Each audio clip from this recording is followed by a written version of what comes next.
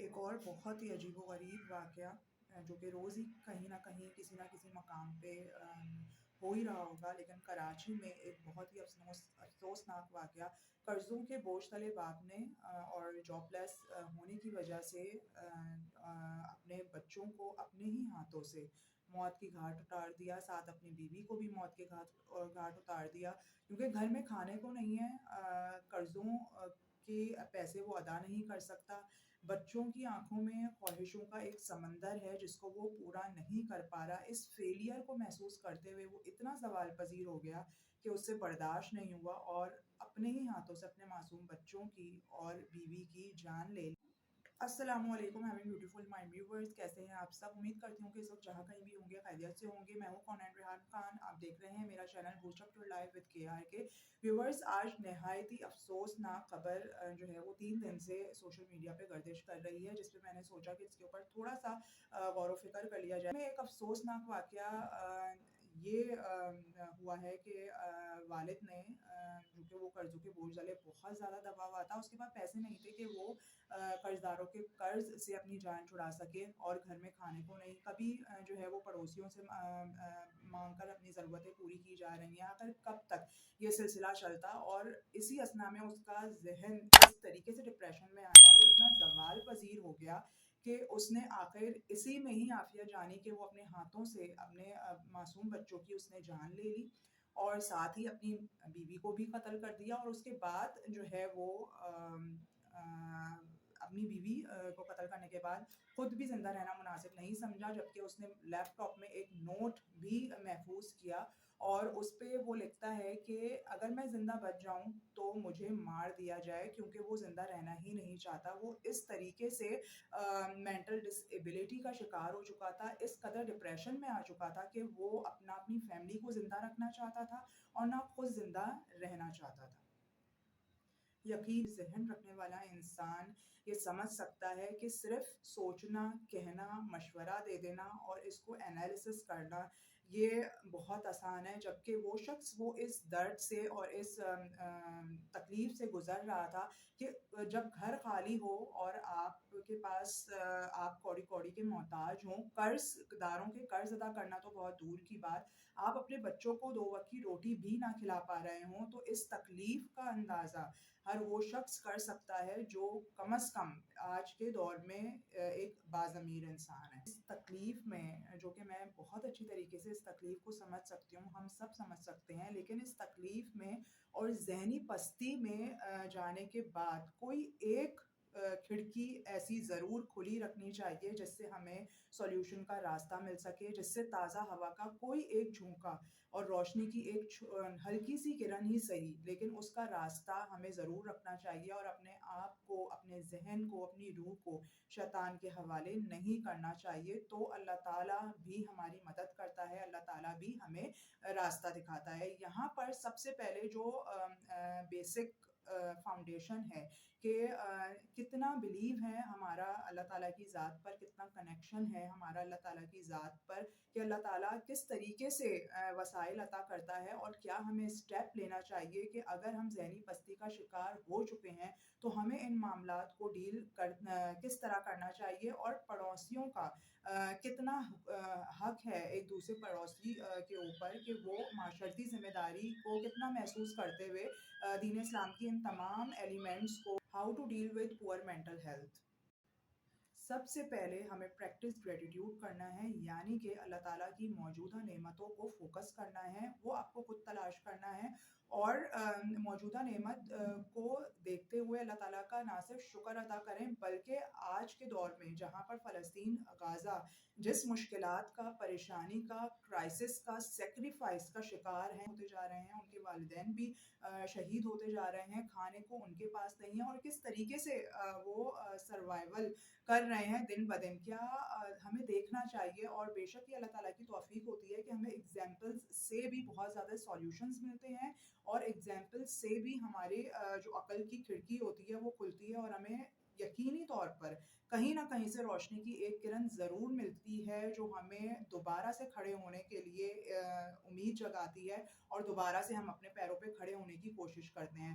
तो अगर गाज़ा के मुसलमानों को देखा जाए व्यूअर्स, तो वो कितनी ज़्यादा मुश्किलात और परेशानी में हैं, गो कि वो जो सराउंडिंग है वो एक ही लेवल और एक ही पोज़ीशन और एक ही तरह के माहौल को फ़ेस कर रहे हैं। ये बात बिल्कुल सही है कि अगर एक बराबर में पड़ोसी में अगर हमारा कोई पड़ोसी क्राइसिस का शिकार है, तो दाएँ और बाएँ वाले पड़ोसी उस क्राइसिस का शिकार नहीं होते। इस तकलीफ़ को भी नज़र में रखना चाहिए। लेकिन अगर हमें रोशनी की एक किरण चाहिए, तो हमें अल्लाह ताला की दी हुई नेमतों का जो इस वक़्त हमें मौजूदा टाइम पर इस मुश्किलात में भी हमारे साथ मौजूद हैं, उसको ग्रैटिट्यूड करना, अल्लाह ताला का शुक्र अदा करना बहुत ज़रूरी है। पॉज़िटिविटी इस मुश्किल दौरानिए में जिस पर ये फैमिली और इसके वालिद ने बच्चों की जान ले ली, पॉज़िटिविटी की बात भी दरकिनार, पॉज़िटिविटी को देखना भी बहुत दूर की बात, उसको महसूस करना भी बहुत मुश्किल हो जाता है। लेकिन जब एक सिरा हमें मिल गया कि हमें अभी मौजूदा नेमतों को अल्लाह ताला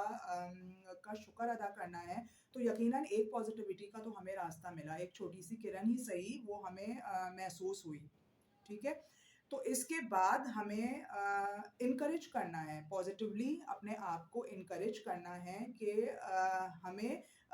हम जो है वो पस्ती की तरफ नहीं हमें जाना है, बल्कि हमें किसी न किसी तरह रोज़गार का और जो जिस भी क्राइसिस में वो शिकार हैं, इससे अपने बच्चों को, अपनी फैमिली को मुश्किल से निकालना है। तो अपना सेल्फ एस्टीम बढ़ाने की ज़रूरत है, बेसिकली अपने आप को पॉज़िटिवली इनकरेज करने की ज़रूरत है ग्रैटिट्यूड के बाद। अच्छा, साथ ही साथ व्यूअर्स, अपनी सेल्फ एस्टीम बढ़ाने के साथ-साथ अपने आप को पॉज़िटिवली इनकरेज करने के साथ-साथ माइंडफुलनेस प्रैक्टिस की।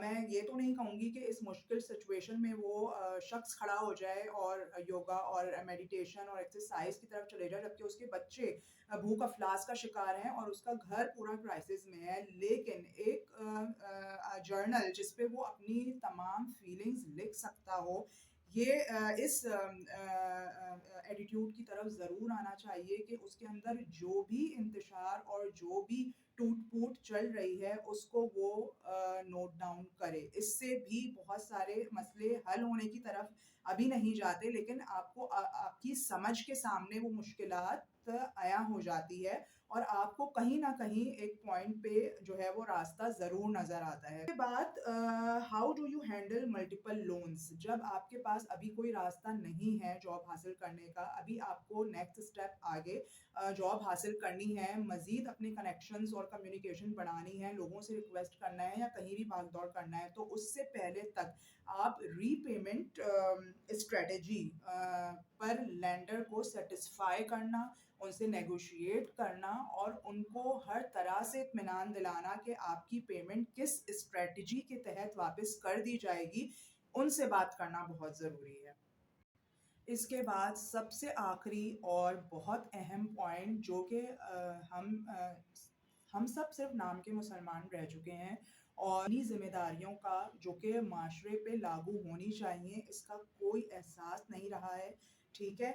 तो यहाँ पर राइट्स ऑफ नेबर्स क्या हैं? हाँ, दीन इस्लाम में पड़ोसियों के कितने ज़्यादा हुकूक हैं और कितनी ज़्यादा अहदीस मुबारका इस पर मौजूद है। हम ना इस ज़िम्मेदारी को ओन करने की ज़रूरत महसूस करते हैं, ना इस पर काम करने की कोशिश करते हैं, ना एक कदम आगे बढ़ाने की कोशिश करते हैं। लेकिन ये जान लें कि अब हम इस पे काम करने की कोशिश नहीं कर रहे हैं ना, लेकिन क़यामत के रोज़ हमें इसके ऊपर जवाबदेह होना है। सल्लल्लाहु अलैहि वसल्लम फरमाते हैं कि हज़रत जिब्राईल अलैहिस्सलाम मुझे पड़ोसियों के हुकूक की इतनी ताकीद करते थे कि मुझे ये गुमान हो चला था कि कहीं पड़ोसियों का हुकूक विरासत में तो नहीं है। दूसरी अहदीस मुबारका में इरशाद होता है कि वो शख्स हरगिज़ मोमिन नहीं हो सकता जो कि पेट भरकर खाना खाकर सो जाए और बराबर में उसका पड़ोसी भूखे पेट रह जाए। तो वो शख्स मोमिन ही नहीं हो सकता। तो कितनी बड़ी जवाबदेही है کہ جب پڑوسیوں کے گھر میں کوئی مشکل آ جائے یا ان کی کوئی جا رہی ہے تو شوربے میں تھوڑا سا پانی ایڈ کر کے ان کی طرف بھی سالن بھجوا دینا. یہ تمام وہ سنتیں ہیں جس سے ہمیں پڑوسیوں کا رہن سہن، پڑوسی اگر کوئی مشکل میں ہے یا سلام کرنے کی نیت سے آپ اس کے گھر میں برابر میں جا رہے ہیں تو ان کے گھر کے بھی جو حالات ہیں وہ ہمارے سامنے آ سکتے ہیں. لیکن افسوس کی بات یہ ہے ایک اتنے اچھی سنت کو ہم نے جو ہے وہ بالکل پیچھے چھوڑ دیا ہے. اور ہمیں تو اپنے آپ سگوں کا پتہ نہیں ہوتا، ہمیں اپنے بہن بھائیوں کی تکلیف کا پتہ نہیں ہوتا، ہمیں اپنے ماں باپ کی تکلیف کا پتہ نہیں ہوتا، تو پڑوسیوں کے حقوق پر ہم کس طرح سے پہنچیں گے. لیکن پہنچنا ضروری ہے. اس سنت کو اور اس عمل کو دوبارہ سے شروع کرنا اور معاشرے میں لاگو کرنا بہت ضروری ہے. تو اس کو سمجھنا بہت ضروری ہے کہ پڑوسوں کی ہم پہ کیا حقوق ہیں. اس کے بعد ایک اور حدیث سے مبارکہ میں ارشاد ہوتا ہے کہ حضور اکرم صلی اللہ علیہ وسلم 3 بار اللہ تعالیٰ کی قسم کھا کے کہتے ہیں کہ وہ شخص مومن نہیں ہو سکتا، وہ شخص مومن نہیں ہو سکتا جس کی ایذا سے آپ جس کی ایذا سے آپ کا پڑوسی محفوظ نہ ہو، یعنی کہ وہ بد اخلاقی کے زمرے میں آ جاتا ہے. تو ویورز یہاں پر اگر معاشرتی طور پہ کم از کم ہمارا پڑوسیوں سے کنیکشن ہو اور ہمیں پتہ ہو کہ وہ کس کرائسس میں مبتلا ہیں، تو کوئی پاسبل صورت، کوئی پاسبلٹی یقینی طور پر نکالی جا سکتی ہے کہ ذہنی طور پر پستی میں گر جانے کے باوجود، زوال پذیر ہونے کے باوجود اس حد تک نہ جایا جائے کہ اپنے ہی ہاتھوں سے اپنی بیوی کو، اپنے بچوں کو موت کی گھاٹ اتار دیا جائے، جو کہ یقینی طور پر ایک حرام عمل ہے، جو کہ اللہ اور ان کا معاملہ ہے. لیکن اس سے پہلے جس کنڈیشن اور جس تکلیف کو اس شخص نے محسوس کیا، اس سے نکالنے کی ذمہ داری آخر کس کی بنتی تھی؟ یہاں پر ہمیں اپنے آپ کو چینج کرنے کی ضرورت ہے. Thank you so much. Video پسند آئی ہو تو میری ویڈیو کو شیئر کرنا اور میرے چینل کو سبسکرائب کرنا نہیں بھولیے گا. ملتے ہیں ایک نیکسٹ اچھے سے کانٹینٹ میں. Thank you so much. Take care your self. اللہ حافظ.